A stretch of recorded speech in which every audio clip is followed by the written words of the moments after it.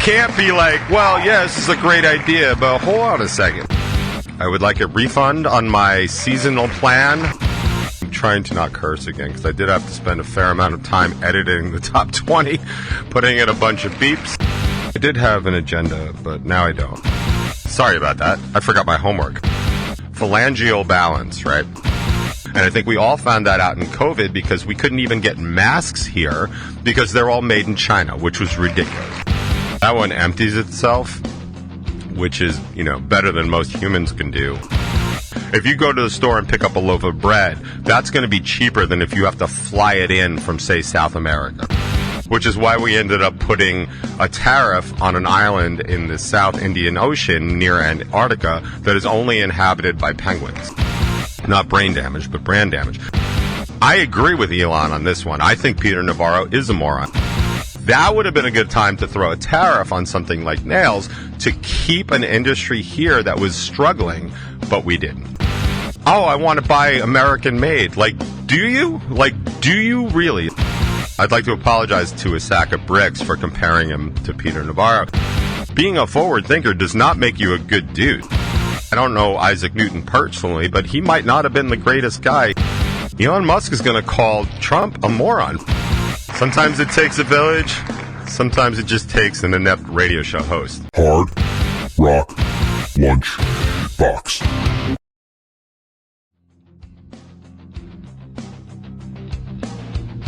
Greetings and salutations, one and all, and including Oswald's one fan, apparently. Welcome to the Hard Rock Lunchbox.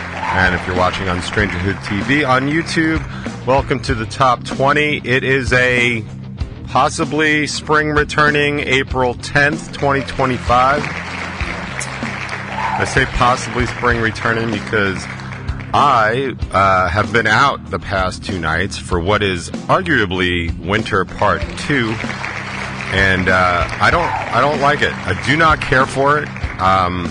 I would like a refund on my seasonal plan, I suppose. It was super cold Tuesday night, for sure, but last night I was back out on the soccer field with the Hurricanes, and we ended early, because I was like, this is just bananas. This is ridiculous. It's April, my guy, April. And it was there was a 3 in the front of the temperature, and it was not 300, so... And we are also not in northern Minnesota, so it really shouldn't be this cold out. And I don't mean to start weather chats right away, but it is a very notable thing going on in my world, probably your world as well, so bundle up, everybody. I don't know what it is today. It says here on my computer that it's 48 degrees and mostly sunny, and that feels still cold for April, but I will definitely take that over the 38 or whatever it was yesterday. I know it was cold enough this week that I had to bring my plants in for a frost warning, and that is some November level crap, so I do not like that. Speaking, I'm trying to not curse again, because I did have to spend a fair amount of time editing the top 20, putting in a bunch of beeps. That was not fun. Funny, but not fun. I have also not gone on to TikTok to see if any of my direct-to-TikTok user comments have gotten more comments, although, because it was last week's show, so they start releasing today, and they'll release over the next 4 days. Honestly, I don't even know. I just say which ones can go, and then they go. So that's the magic of the interwebs. So that's what's happening there. And, so, all right, kind of rattled this morning so far. My morning has not gone to my liking. And, so I'm just trying to pull it together. I was not as late as normal, so you're welcome. So I think what I wanted to do today, I did have an agenda, but now I don't. So I think what I want to do, I want to talk about a couple of things. And they do involve politics, but they aren't political. I don't think. This is just one American talking to other Americans, or anybody else that cares to listen, just because I want to do. Actually, hold on.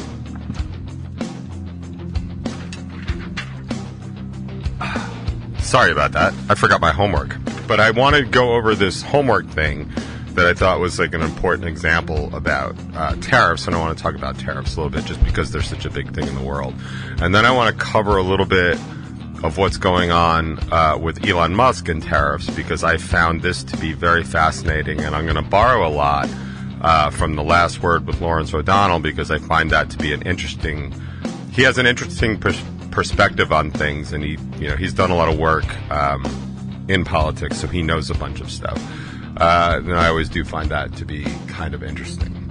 But yeah, so I guess we'll start like we usually do with our basic light housekeeping. So yeah, today there's a brand new top 20 out. It's called You Know Who You Are.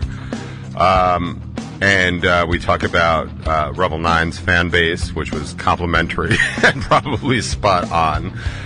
Combating information, and then my attack on TikTok users. So please like, subscribe, share, whatever it is you do over on YouTube. Those reels, that's where it is. That's always on Strangerhood TV. The reels and shorts, they go to pretty much whatever they go to. All the TikToks and the Instagrams and all that other stuff. So that's going on here. For the top 20, End Us All, that's the new Revel 9 song. That comes out a week from tomorrow. I'm very excited to see how people react to that. And then the following week, Saturday, we'll be at Whiskey Rocks with Oswald's Revenge, Minimum Champion, and I believe Pine Street is still doing that show. So on Bacon Is My Podcast, there's, and I'm going to make time, I say it a lot, but I'm going to make time to watch this one, because I really want to see this, because it's Mikey's Grudge against Ford Drink Jimmy, and I definitely want to see what that's all about. And then Fostering Community, Why Neighbors Matter More Than Politics, Falling in Love at 92, lots of good stuff going on over at Bacon Is My Podcast, so be sure and check that out. If you're watching this on Strangerhood TV, you probably just have to wait a second, and it'll probably just autoplay something for you. So that's our light housekeeping, ladies and gentlemen. I'll see you next week. I'm kidding.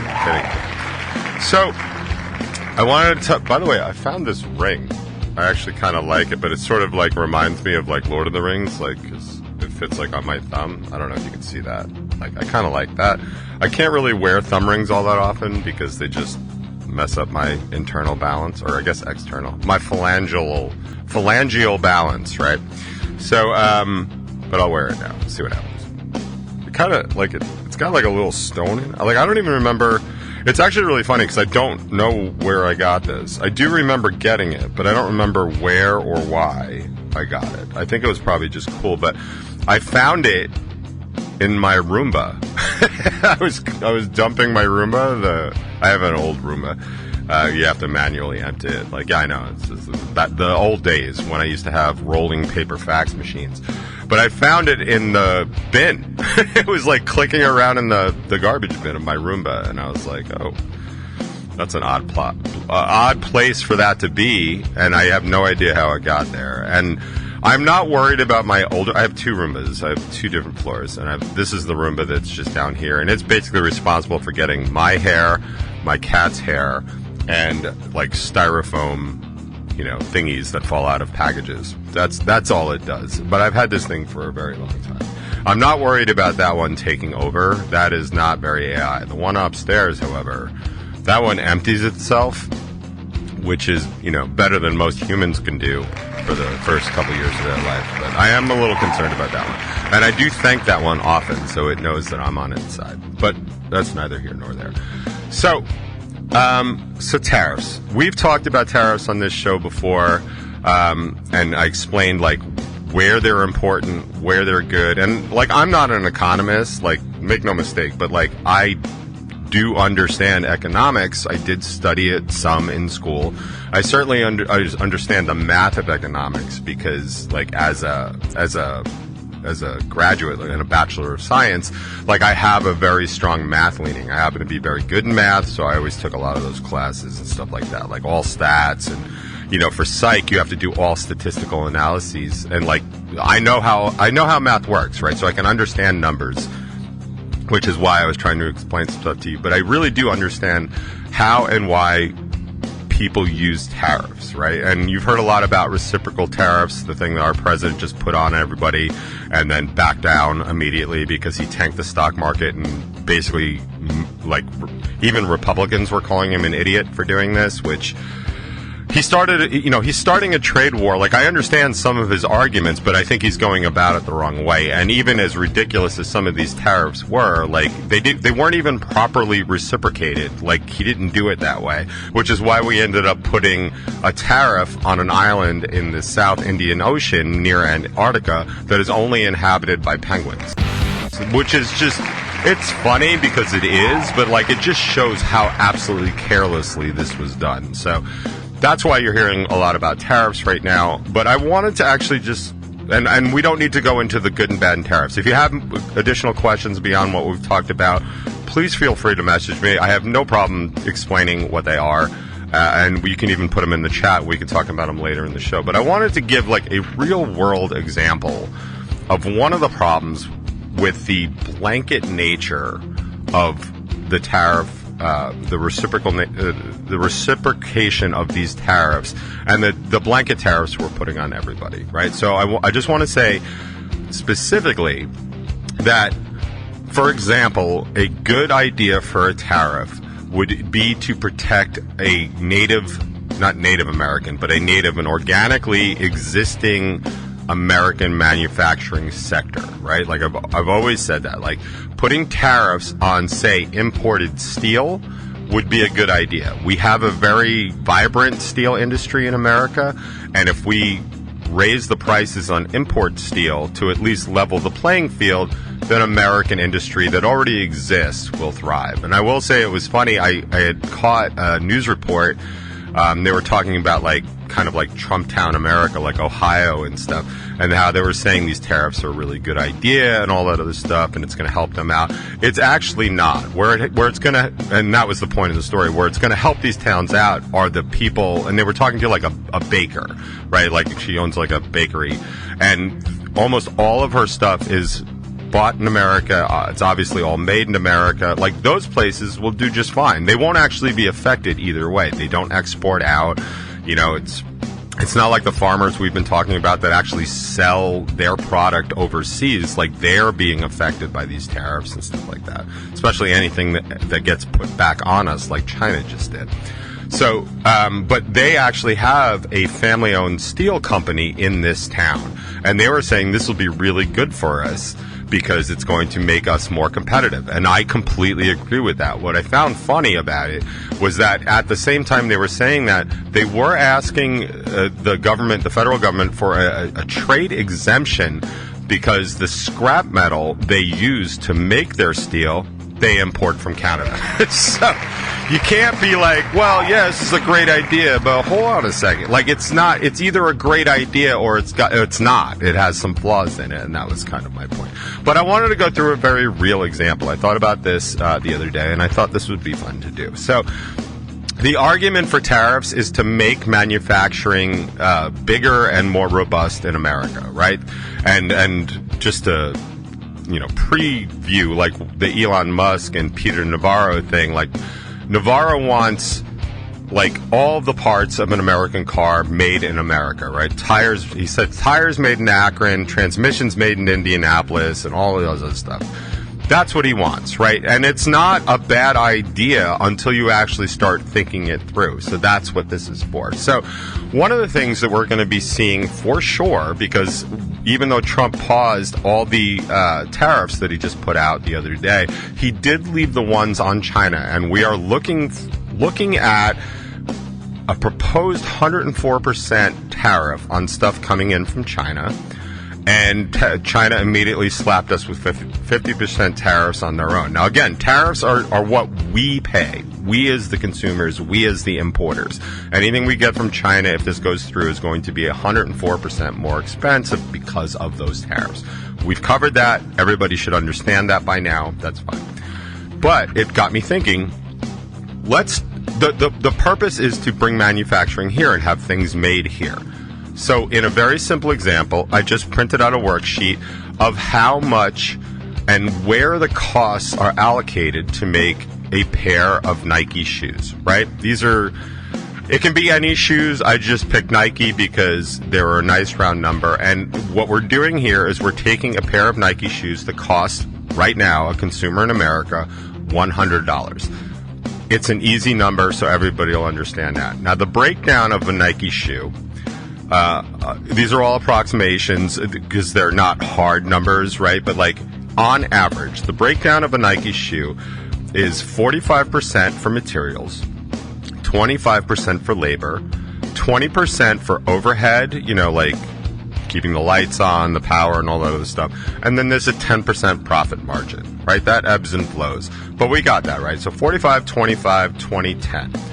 Briefly, I'm just going to say that overhead, and these things are made in like Vietnam and in China and stuff like that. So overhead over there is much cheaper than it is here. We pay a lot for utilities in the United States because we do a lot for, clean energy. We also do a lot for reliable energy. You always hear about like protecting the grid and stuff like that. Like other countries don't do that. It is not uncommon for towns and villages internationally, probably not so much in Europe, to like lose power just because whatever. A bird farted or, there's a rainstorm or whatever and they lose power, right? So we have a lot more redundancy. So our utilities cost more. Our rent tends to cost more. Our infrastructure, our taxes cost more. So that 20% overhead would also be more expensive here. And also materials. A lot of materials just don't exist here, right? That's something that people don't really understand about iPhones and why stuff like iPhones and Androids are made in China, in the sort of Indochina area, because that's where those materials are. A lot of the rare earth elements come from, Asia and Africa, and it's just much closer. So you can just drive it by truck, which is much cheaper. So if we have to import materials, not even talking about tariffs, just getting the stuff here, the materials are going to cost more, right? Everybody knows that. Like if you go to the store and pick up a loaf of bread, that's going to be cheaper than if you have to fly it in from, say, South America, right? So that makes sense. So those things will actually go up. But what I want to talk about specifically is labor, because I think everybody can understand that. Again, it's a $100 shoe. 25% of that cost is labor. That means $25 is labor. Nikes, for the most part, these days are made in Vietnam. The average hourly wage in Vietnam, which is not the worst, by the way, is $2.50 an hour. That's your average wage for a Nike worker to make a Nike shoe. Now, if it's 25% labor to make a shoe, right, 25%, that's $25 in Vietnam. Okay, $25. Now, let's say we move that factory to Alabama. Alabama has one of the lowest minimum wages, probably not surprising to anybody, but their minimum wage is $7.25 an hour, right? Significantly more than $2.50. So if it takes 10 hours, that's $2.50 times 10 is $25. That's the cost of the shoe. So if it takes 10 hours to make these shoes, in Alabama, that $25 now bumps up to $72.50. Which makes the cost of a $100 shoe made in Vietnam $147.50 in America, right? That's just math, and that's just the labor. So bringing that manufacturing from Vietnam into Alabama, while yes, we'll have more manufacturing here, we won't necessarily have better paying jobs because $7.25 is pretty low. But still, at its bare minimum, we are raising the cost to the American consumer from $100 to $147.50. That's just math. And that's in Alabama. Let's say we bring that manufacturing to somewhere like Nebraska. I'm leaving the Northeast and the West Coast out of this. I'm leaving Colorado and Illinois out of this. Their minimum wages are closer to $15 to $17. Just leaving that out. The minimum wage in Nebraska is $12 an hour. So let's just say we take this factory from Vietnam and we move it to Omaha. That labor, that 10 hours of labor to make this pair of shoes is now $120. That is more than the cost of the shoe by itself. So we'll be looking at a cost in America of an American-made shoe from $100 now to $195 for the exact same product, just simply made in America. Now, I think just mathematically speaking, everybody understands that that's way too much money. And that way too much money is exactly why we offshored all this stuff in the first place. Now, I'm not saying it's a bad idea, because having internal at-home manufacturing is a good idea. But not everything in a global economy needs to be made here if it makes sense to make stuff elsewhere. And that's kind of the rub that I'm having with that. Not to mention, we simply do not make Nike sneakers here. So if we are going to do that, to get around those tariffs, we have to build some infrastructure. That's a cost. We have to invest in training and hiring and all that other stuff. That's a major overhead hit. And then we actually have to do this stuff here. We have to figure out the logistics of getting the materials, keeping the workforce, all that other stuff, just to be able to make them here. So cost-wise, it may not make the most sense to do that kind of stuff in America. Now, again, I am no isolationist. This is a global era economy, and I do understand that. But I also strongly believe that there are some things that we should absolutely make in America that I find to be essential to American security. And I think we all found that out in COVID, because we couldn't even get masks here because they're all made in China, which was ridiculous. And I had talked years ago about the last company in America that makes nails, like to hammer in, and they were going to move to Mexico because they just simply could not afford, they could not compete. That would have been a good time to throw a tariff on something like nails to keep an industry here that was struggling, but we didn't. So that would be a good place to do it. But I hope in this very simple and stupid and silly example, people can start to understand, like, oh, I want to buy American made. Like, do you? Like, do you really? Like, are you that in favor of doing this that you are willing to pay $195 for a pair of $100 sneakers? I mean, if you are, good for you.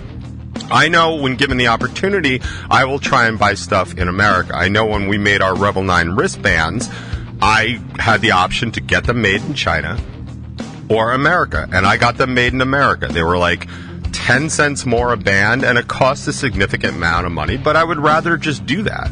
And for me, it's a mixture, like, of China's humanitarian and labor laws. Like, I just don't like their practices. Like, I really don't. So whenever I'm trying to get anything, I'm always trying to get it from someplace that isn't China, but, like, you can't always do that. Like, a lot of things just aren't made anywhere but China.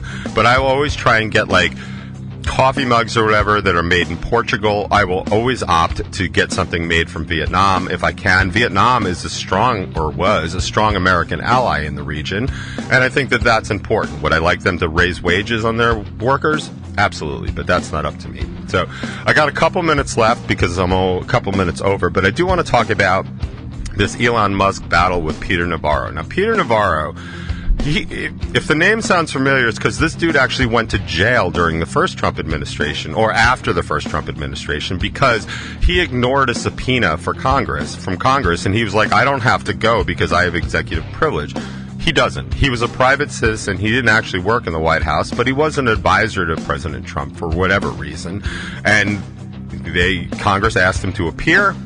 He refused to appear. They went to court. He went to jail because you cannot ignore a subpoena from Congress. It's against the law. He went to jail for, I think, 120 days. Federal prison for that. So he is back, and he's now, again, an advisor to President Trump, and he's effectively his lead trade advisor. And you can argue that most of this tariff nonsense is his doing. Now, these tariffs are definitely going to affect American companies. As we said, it increases their costs. And one of the people that it's going to affect the most is Elon Musk because of Tesla. Now, Tesla, to their credit, is one of the highest capacity or highest proportion American-made vehicles in the country. They might actually be the most American-made car in America. And I think that is applaudable, but even him, like, he's got a plant, Tesla, it's not him, well, I mean, I guess him, but Tesla has a plant in Germany that they make a lot of stuff, which is fine. European Union, I always consider to be equals with us, but he also just opened up a plant in Shanghai, in China, for a lot of reasons, not least of which is the cheaper labor. But he's really trying to make a stab in the Chinese EV market, and he's losing terribly now because China has a better and faster, cheaper EV that they're pushing in China, and also Elon Musk's reputation as a close ally of Donald Trump has just tanked his entire business. I mean, they're just talking about they've never seen this kind of brand damage before. Not brain damage, but brand damage.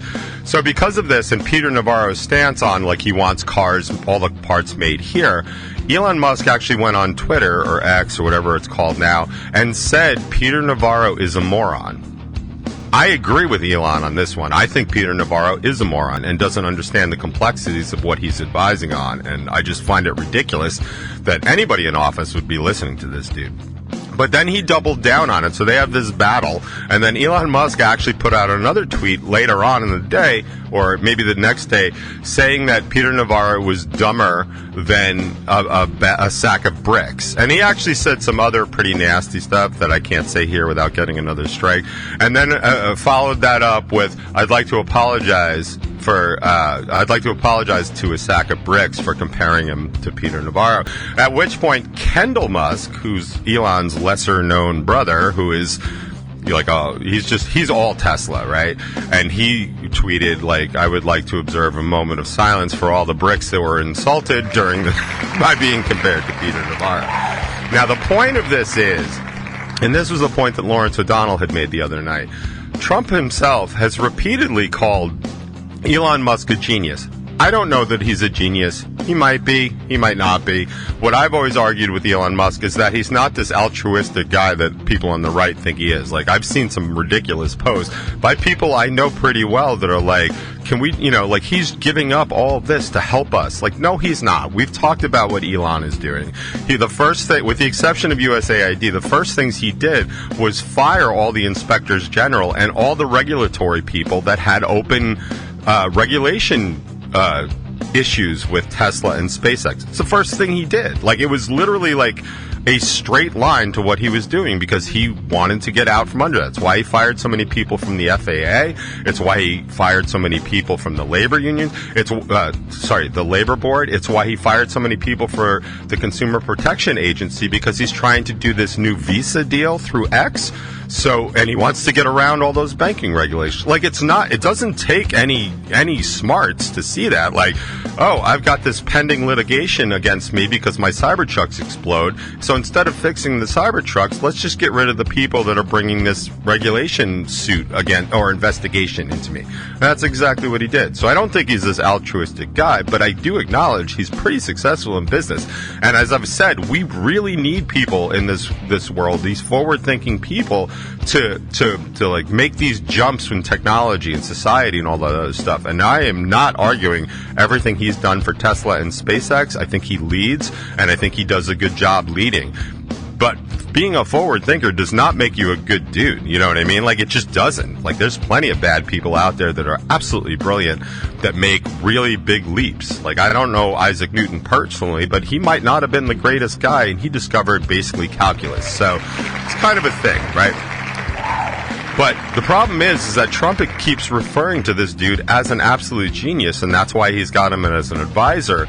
And he's also got this other guy as an advisor who's not a genius that he keeps listening to and taking advice from. And now his resident genius has called Peter Navarro an absolute moron. So is Trump going to keep taking Peter Navarro's advice? Because if he does, at some point, Elon Musk is going to call Trump a moron for doing that. And I think he is, and I think we're just days away from that happening. Although he did pause the reciprocal tariffs he just laid out, so maybe there's a respite in there. But if Trump keeps doing all this dumb stuff, like dumb for the economy and dumb for his backers, like, the cracks are going to get bigger and bigger. And I, for one, cannot wait till that tweet comes out when Elon Musk just calls President Trump a moron and then leaves the government altogether.